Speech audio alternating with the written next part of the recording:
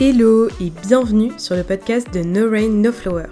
Je suis Mathilde et après 6 ans de troubles alimentaires, j'aide désormais ceux qui en souffrent en leur donnant toutes les clés pour cheminer dans leur propre guérison. Tu es à la recherche de conseils, partage d'expériences, de motivation. Je te propose mon site internet, le compte Instagram norain.noflower, le podcast, la newsletter, mais aussi des programmes complets et concrets. Retrouve toutes les informations sur norainnoflower.com. C'est parti pour un shot de motivation pour ta guérison.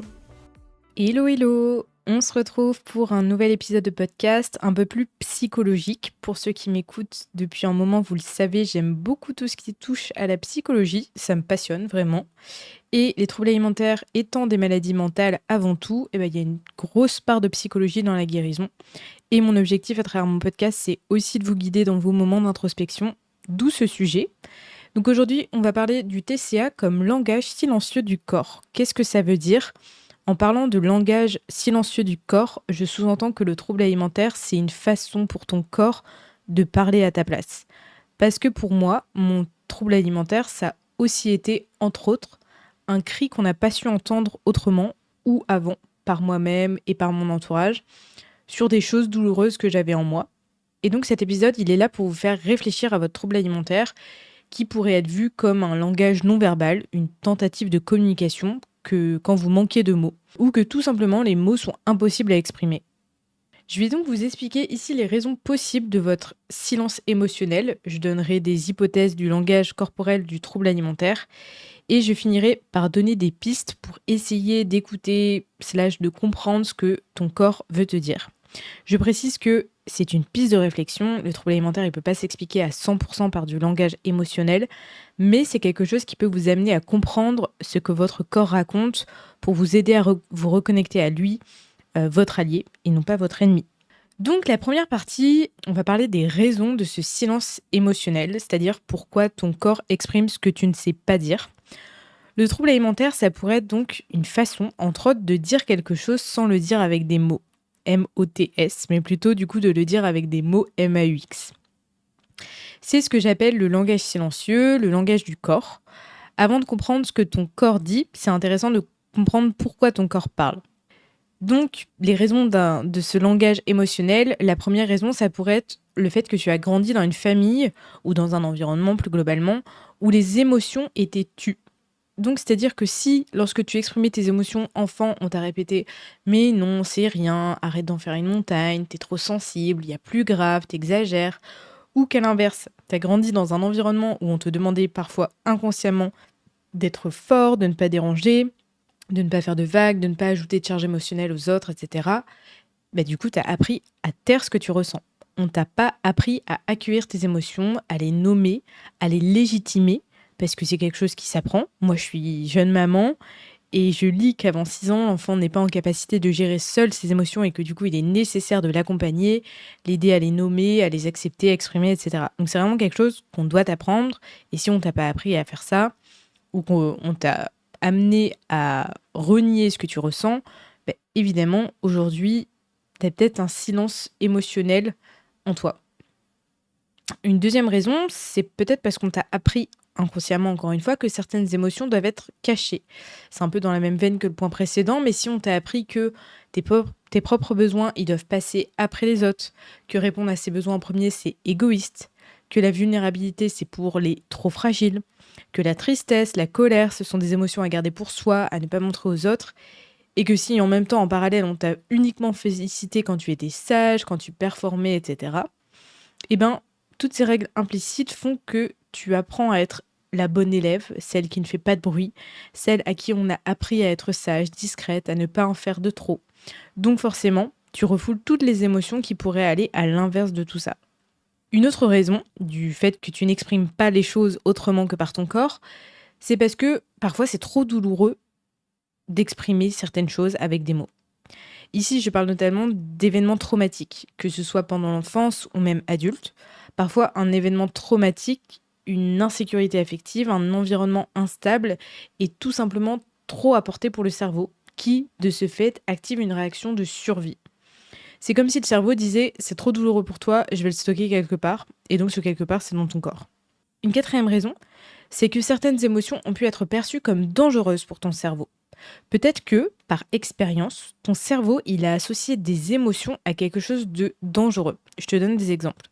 Si un jour tu as exprimé ton amour et qu'en réponse tu n'as rien reçu en retour, voire même que tu as perdu cet amour. Ou si, lorsque tu pleurais, tu avais quelqu'un d'anxieux ou de mal à l'aise qui ne savait pas gérer ça. Parfois, il y a même des gens qui se mettent en colère parce que ça les stresse de voir quelqu'un d'autre pleurer. Mais de ce fait, toi, tu as pu associer le fait d'exprimer tes émotions à quelque chose d'interdit à l'extérieur. Une cinquième raison du fait que tu n'exprimes pas tes émotions autrement que par le corps, c'est que on ne t'a pas pris au sérieux. Peut-être que tu avais mis en fait des mots sur ce qui n'allait pas par le passé, mais qu'en retour, on t'a incité à garder le silence. On ne t'a pas pris au sérieux ou on a minimisé ce que tu ressentais. Donc forcément, s'il y a eu tout ça, t'as appris que parler ne sert à rien, que dire ce que tu ne ressens ne change rien et que tes émotions ne sont pas légitimes. Tu as ingéré ça comme un interdit silencieux et donc tu as fini par te taire, par le garder à l'intérieur. Sauf que ton corps, il a besoin que ça sorte et que ça soit reconnu à sa juste valeur, donc il va l'exprimer autrement. Donc voilà, j'ai donné les 5 raisons majeures, il y en a sans doute d'autres, mais c'est les 5 que j'ai vues.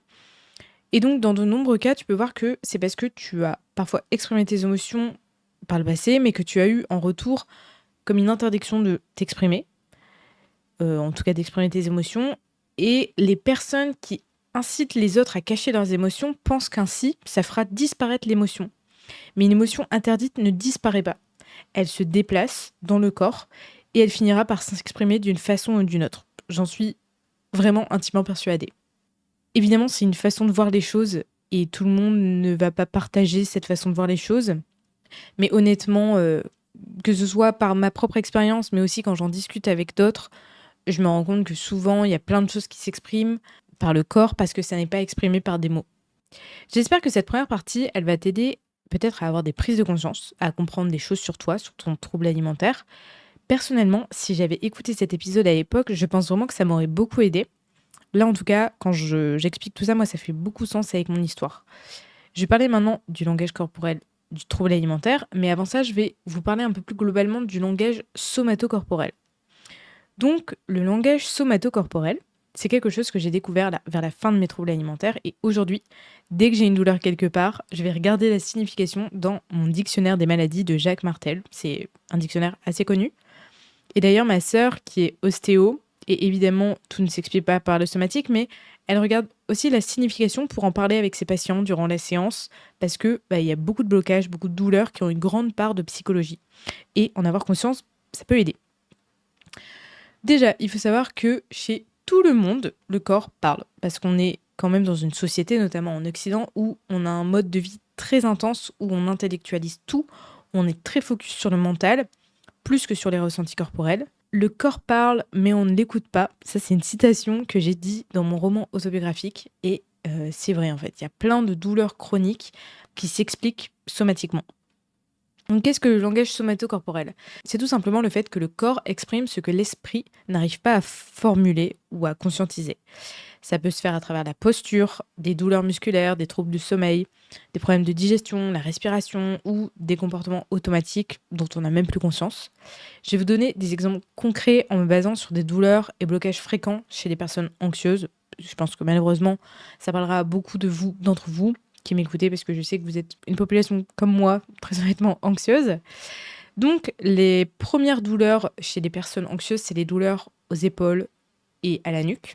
Si tu as les trapèzes tendus, la nuque qui n'a pas une forte amplitude quand tu regardes à droite, à gauche ou en haut, en bas, que tes épaules sont dures, crispées, ces zones, elles correspondent à la charge mentale, à la responsabilité et à l'hypervigilance. Alors ça, clairement, je me sens bien visée.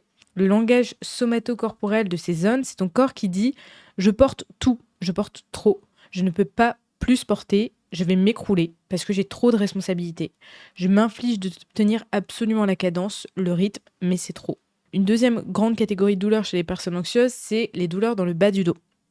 Les lombaires, c'est la zone de sécurité émotionnelle. Les personnes qui ont mal à cet endroit, elles vivent souvent de l'insécurité affective, un manque de soutien, la sensation d'être seule. C'est le corps qui dit « je n'ai pas d'appui, je dois être mon propre pilier ». Une troisième zone de douleur chez les personnes anxieuses, c'est la mâchoire. Si tu as la mâchoire serrée, que tu fais du bruxisme, donc du bruxisme, c'est le fait de grincer des dents la nuit, Et bien tout ça, c'est une façon de garder le contrôle. Somatiquement, si ta mâchoire elle est bloquée, qu'elle est tendue, elle est serrée, c'est que tu as moins la capacité d'ouvrir la bouche, donc d'exprimer les émotions qui ressortent, ou qui ont besoin de ressortir justement. Et une quatrième grande zone de douleur chez les personnes anxieuses, c'est les douleurs aux bras et aux mains. Alors moi, c'est toutes des zones où j'ai mal, hein. Si tu as des tensions dans les bras, des douleurs dans les mains, ce sont souvent des zones liées à la peur de demander de l'aide, à la difficulté d'en recevoir et à un besoin très fort de tout contrôler tout seul. Donc voilà. Du coup là, je pense que ça illustre un peu le langage somato-corporel, les significations qu'on peut donner aux douleurs par le biais du coup somato-psychologique. C'est super intéressant, franchement, de connaître le côté somatique, moi je trouve, même si évidemment, encore une fois, tout ne peut pas s'expliquer somatiquement. Je pense par exemple à la faim extrême, l'explication elle est majoritairement biologique. La faim mentale, pareil, l'explication elle est aussi biologique. Dans les deux cas que je viens de citer, c'est la restriction, c'est un manque d'apport alimentaire. Donc voilà, c'est juste pour dire que évidemment tout ne peut pas s'expliquer comme ça. Il y a même des maladies qui sont des infections, etc. Mais je trouve ça tout le temps intéressant. Par exemple, mon conjoint, il a du diabète de type 2, assez jeune, à 28 ans. Pourtant, il n'a pas... Enfin voilà, on va dire, c'est une maladie quoi qui lui est tombée dessus. Et je trouve que la signification somato-psychologique, elle est hyper intéressante. Et souvent, enfin voilà, autour de moi, les gens, quand ils me parlent de douleur, je vais regarder par curiosité dans mon dictionnaire. Et je trouve souvent que c'est très intéressant. Si vous n'avez pas de dictionnaire, vous pouvez aussi regarder sur Internet. Souvent, il y a facilement la signification somato-psychologique de toutes les zones. Donc, n'hésitez pas, franchement, c'est intéressant à faire. Et d'ailleurs, je vais vous raconter une anecdote personnelle qui me semble, j'ai déjà raconté, je crois, sur un autre épisode de podcast. Bon, désolée si je me répète, mais en 2020, j'étais quasiment sortie de mes troubles alimentaires et j'étais en pleine reconstruction de mon identité, en train de chercher vers quoi je voulais aller dans ma vie, tout en travaillant sur mon attachement à mes parents, à ma mère, ma peur de grandir, etc. Et j'avais une verrue plantaire sous la voûte plantaire qui était apparue. Je l'avais soignée avec les solutions proposées en pharmacie. Ensuite, j'avais vu une podologue qui m'avait fait des soins sur plusieurs semaines. J'ai même fait de la cryogénisation. J'ai mis beaucoup d'argent dedans, genre vraiment beaucoup, vous imaginez pas. Mais elle ne partait pas. Ça faisait maintenant plus d'1 an et demi que je l'avais et un jour, j'ai posté un message un peu de désespoir sur un groupe Facebook à Lyon pour avoir des recommandations de professionnels ou de méthodes pour éradiquer cette fameuse verrue plantaire. Et parmi les réponses, il y a une dame qui m'a répondu: est-ce que vous avez regardé la signification somatopsychologique? Non, je ne l'avais pas fait. Et donc, j'ai regardé, et en somatopsycho, une verrue plantaire, ça représente l'avancée dans la vie, la direction. Le fait qu'on n'est pas certain de la direction qu'on veut prendre dans la vie, qu'il y a un conflit intérieur entre avancer et rester là où on est. Et en lisant la signification, je me suis dit, ah mais clairement, c'est mon corps qui parle. Et je me suis dit, je vais attendre d'avancer dans ma vie, d'un point de vue psychologique en thérapie, et je vais plus penser à tout ça, je vais plus y penser, quoi, je vais faire genre qu'elle n'existe plus. Et quelques mois plus tard, je me suis souvenue de cette verrue que je m'étais forcée de plus regarder, et elle avait disparu. Genre vraiment, plus aucune trace. Parce que je pense que j'avais avancé sur cette problématique d'avancer dans ma vie, justement, et j'avais aussi conscientisé que c'était un message de mon corps, donc je l'ai entendu, je l'ai écouté. Donc voilà, je trouve que, enfin moi c'est comme ça en fait que j'ai découvert le somatopsychologique et genre j'ai eu une preuve de la vie que c'était vraiment un message de mon corps et donc c'est pour ça que j'aime beaucoup tout cet aspect-là. Donc voilà, c'était une petite anecdote personnelle. Je reviens sur le cœur du sujet de cet épisode, le langage du corps dans les troubles alimentaires. Donc quels pourraient être les messages silencieux de ton trouble alimentaire? La vérité, c'est qu'ils te sont propres, mais je vais donner des messages du corps typiques qu'il pourrait avoir chez une personne avec un trouble alimentaire. La première chose, c'est que ton corps exprime un besoin de sécurité. J'en ai déjà parlé plein de fois. Mais pour moi, la sécurité intérieure, c'est vraiment au cœur des personnes qui ont des troubles alimentaires. Le langage somato-émotionnel, derrière ce besoin, ce serait: j'ai besoin de me sentir en sécurité, j'ai besoin d'un cadre fixe, rassurant, le monde autour de moi me semble ou m'a semblé imprévisible, alors je me sécurise comme je peux. L'hypothèse du pourquoi, c'est peut-être parce que tu as manqué de sécurité affective à cause d'environnements instables, de fluctuations émotionnelles chez des adultes qui t'ont entouré, qui t'ont élevé, peu importe. Peut-être que tu as vécu un événement où ta sécurité a été menacée, comme de la maltraitance, un abandon, une agression, des violences, une rupture. une rupture brutale notamment. Peut-être qu'on ne t'a jamais vraiment transmis l'idée que tu étais soutenu, protégé, entouré. Peut-être que tu as vécu un traumatisme où ton corps a ressenti la peur avant même que ta tête puisse comprendre. Un deuxième besoin qui serait exprimé par le corps, qui souffre d'un trouble alimentaire, ce serait que le corps exprime une sensation de prendre trop de place ou au contraire de ne pas trouver sa place. Ça, pareil, je trouve que c'est central. C'est une problématique centrale chez les personnes qui ont des troubles alimentaires. Et les deux peuvent coexister d'ailleurs. Le fait d'avoir l'impression de prendre trop de place, tout comme de ne pas trouver sa place. Le langage somato-émotionnel ici, ce serait j'ai peur de déranger, je veux disparaître. Ou à l'inverse, je veux qu'on me voie enfin, je veux qu'on me laisse ma place. L'hypothèse du pourquoi ton corps exprimerait ça, peut-être parce que tu as grandi dans un environnement où prendre ta place était dangereux. Peut-être que tu subissais en échange des punitions, du rejet, des critiques. Peut-être qu'on t'a appris que tes besoins dérangeaient. Peut-être que tu t'es sentie invisible, pas entendue, pas comprise et que ton corps parle pour demander une place. Peut-être qu'il n'y a jamais eu d'espace pour que tu sois pleinement toi.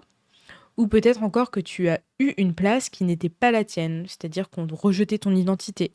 Et donc que tu te plies à ce qu'on attend de toi. Ou alors que tu as été adulte trop tôt alors que tu étais encore enfant. Une troisième chose que ton corps pourrait exprimer avec un trouble alimentaire, ce serait un besoin d'autonomie. Le langage somato-émotionnel ici, ce serait je veux me débrouiller seule, je sais être indépendante, je veux ne dépendre de personne, j'ai peur d'avoir besoin d'autres personnes, personne ne doit avoir de pouvoir sur mon corps. L'hypothèse de pourquoi ton corps voudrait exprimer ça, ce serait peut-être parce que dépendre de quelqu'un a été pour toi dangereux ou décevant. Peut-être qu'on ne t'a pas soutenu quand tu en avais besoin. Peut-être qu'on t'a parentifié, ça veut dire que tu étais un enfant et tu as dû être adulte. Peut-être que tu as grandi avec des adultes peu fiables ou instables. Peut-être que tu as vécu une intrusion émotionnelle, physique, ou que tu n'as pas réussi, par choc ou incapacité liée à ton âge, à dire mon corps doit m'appartenir. Une quatrième chose que ton corps voudrait exprimer avec un trouble alimentaire, ce serait peut-être un besoin d'anesthésier une douleur. Le langage somato-émotionnel ici, c'était trop intense, trop dur à porter pour que je ressente ça. Je préfère ne rien ressentir que ressentir ce qui fait mal. J'ai besoin de me couper pour survivre. Pourquoi ton corps voudrait exprimer ça? Peut-être parce que tu portes une douleur passée, un traumatisme, une perte, un rejet. Peut-être que tu as dû vivre malgré ta souffrance. Peut-être que tu as souvent entendu dire allez, sois forte. Peut-être que tu n'as jamais eu le droit d'être triste ou en colère alors qu'on ne t'a pas laissé la place de l'exprimer.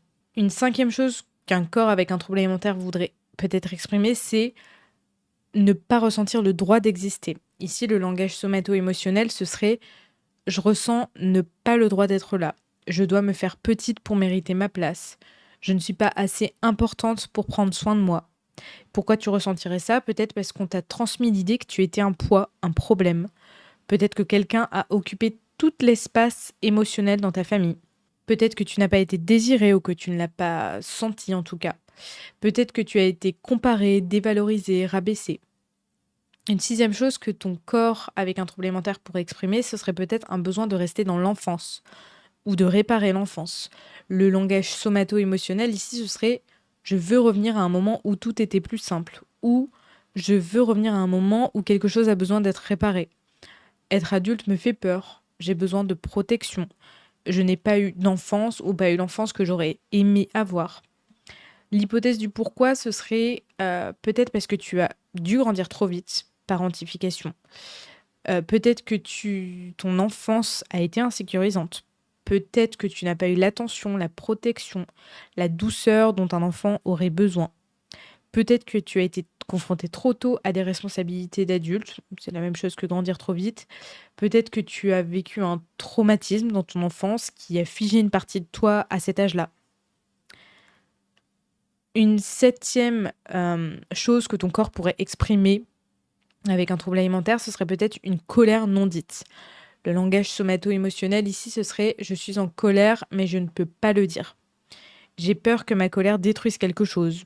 Je préfère me contrôler plutôt que de risquer d'exploser ou de faire exploser quelque chose autour de moi, comme un lien, des relations, une famille même. Je retourne l'agressivité vers moi, comme ça c'est plus sûr. La colère interdite, elle se transforme souvent sans qu'on en ait conscience, par de l'auto-exigence, de la punition envers soi-même, de la violence silencieuse envers soi. Et c'est pas toujours évident de mettre des mots sur cette colère, de se l'autoriser pour que ça passe au conscient et même de savoir sur quoi cette colère elle porte en fait.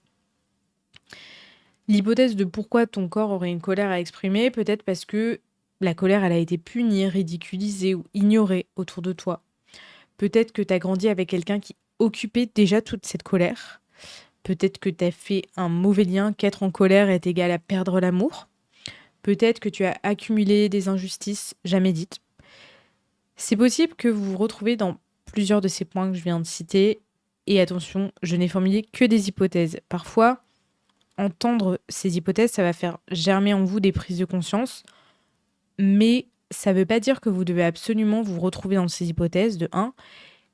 Prenez vraiment ce qui vous parle. Et aussi, ce que je voudrais vous dire, c'est que, voilà, là, je vous donne des idées, des pistes de réflexion, des choses où peut-être qu'en écoutant, ça va faire ting. Peut-être qu'il y a une phrase qui va vous marquer. Vous allez la noter dans vos notes de téléphone. Vous aurez envie peut-être d'en parler plus tard à quelqu'un, voire à un psy. Mais ce que je veux dire, c'est que l'idée, c'est pas de trouver absolument ce que votre corps est en train d'essayer de dire et de comprendre le pourquoi et d'essayer de trouver un coupable. Enfin, j'ai fait un épisode de podcast sur est-ce qu'il faut trouver la cause de son trouble alimentaire et j'exprime tout mon point de vue là-dessus. Et en fait, c'est ce que je dis dedans, c'est qu'il faut pas non plus mettre trop d'énergie là-dedans jusqu'à en fait vous perdre dans ça parce que c'est pas forcément ça l'essentiel. Même si je dis aussi dans cet épisode que c'est quand même important, je trouve personnellement, d'avoir des pistes. Moi, c'est ce qui m'a quand même aidé, donc je partage aussi ce qui m'a aidé. Et c'est pourquoi, en fait, je vous partage aussi des épisodes de podcast comme ça en vous donnant des pistes. Mais ce que je veux dire, c'est ne vous prenez pas trop la tête à absolument avoir les réponses, à trouver, à comprendre, etc. C'est juste des pistes, en fait. Si ça vous parle, tant mieux. Si ça vous parle pas, ne creusez pas.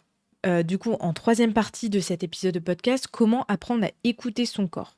Donc, comment faire pour comprendre le message que votre corps exprime, ce qui n'est pas dit en gros. Je voulais dire aussi quelque chose qu'il faut bien comprendre, si j'ai pas réussi à le transmettre auparavant dans cet épisode, c'est que ton corps, il exprime du coup ce que tu n'arrives pas à exprimer par des mots MAUX, pas pour te faire du mal, pas pour te le faire payer, mais plutôt dans un but de t'aider, parce que c'est vraiment ton allié, et c'est sa façon de dire « et il y a quelque chose qui va pas, j'ai besoin que tu portes ton attention dessus, que tu ralentisses, que tu m'écoutes ».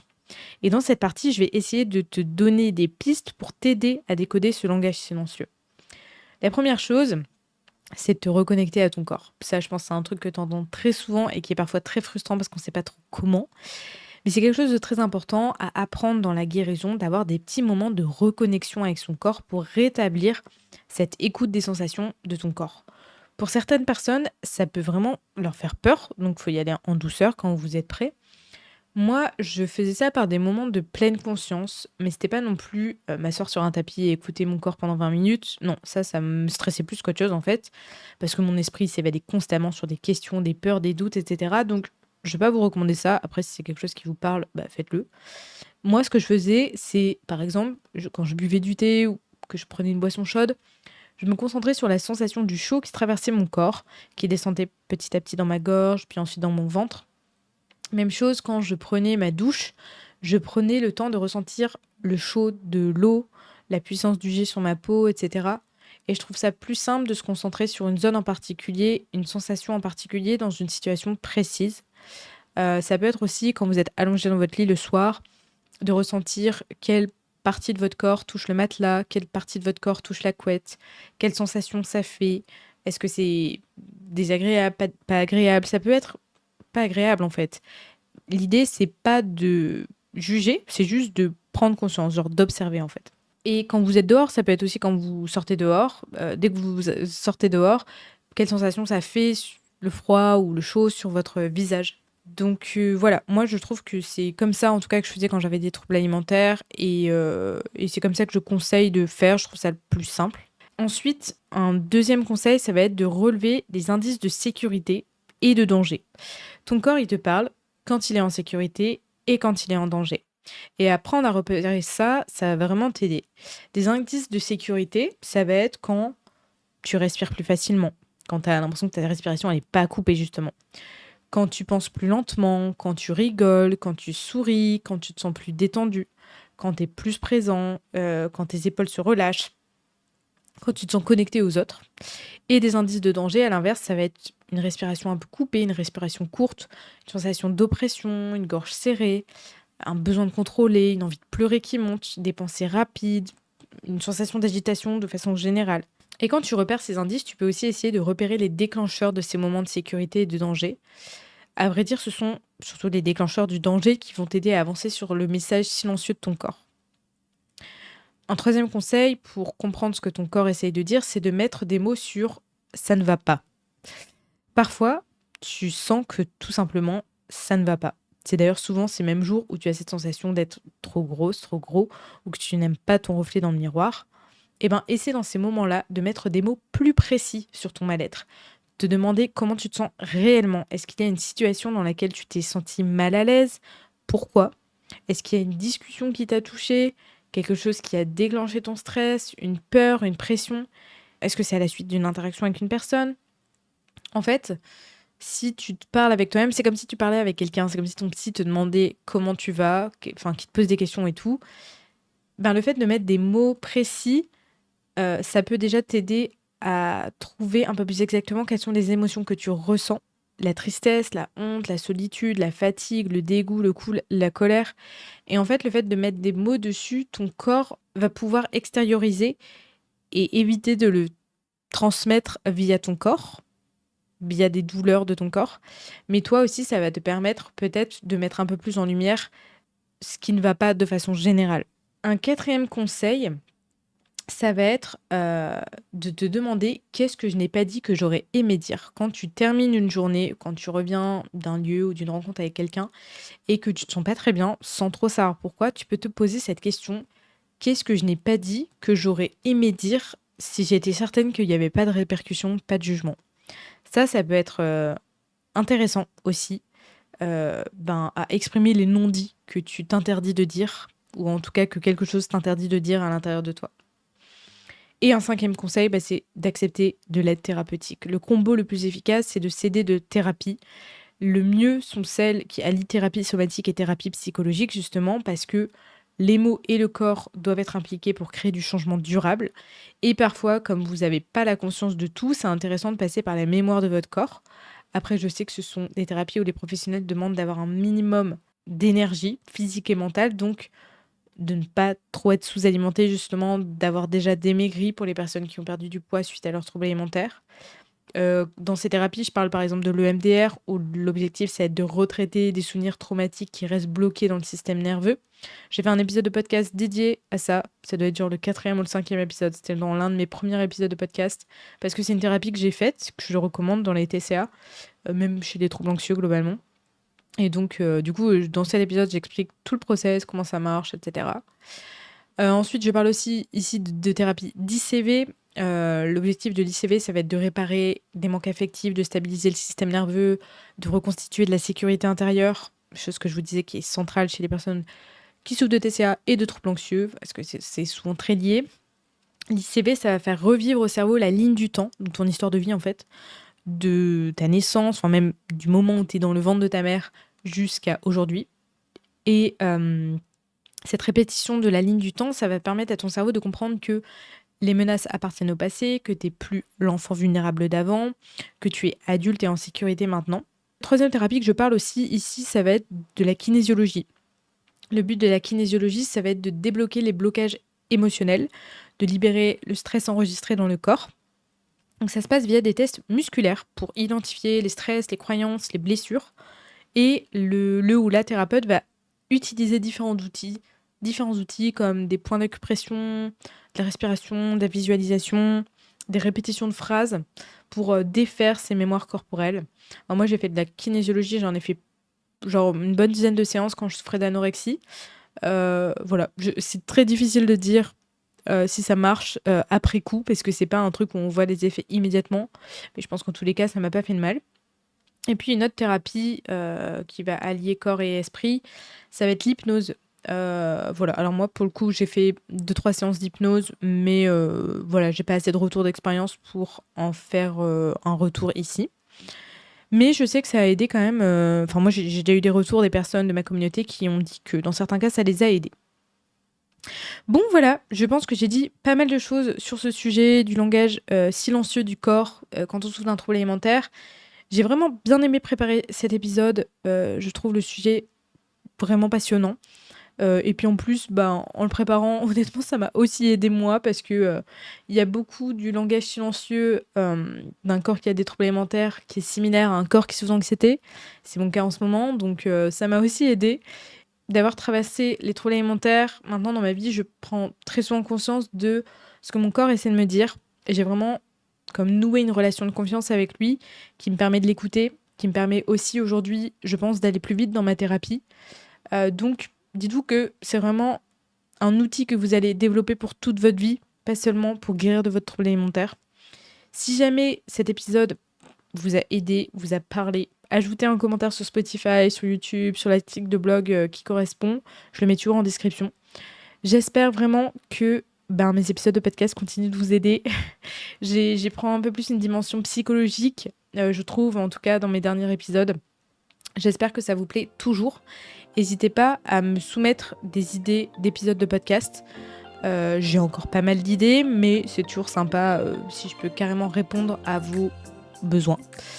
Voilà, n'hésitez pas à me faire des retours. Et puis encore merci pour votre écoute. Et puis je vous dis à bientôt. Ciao, ciao.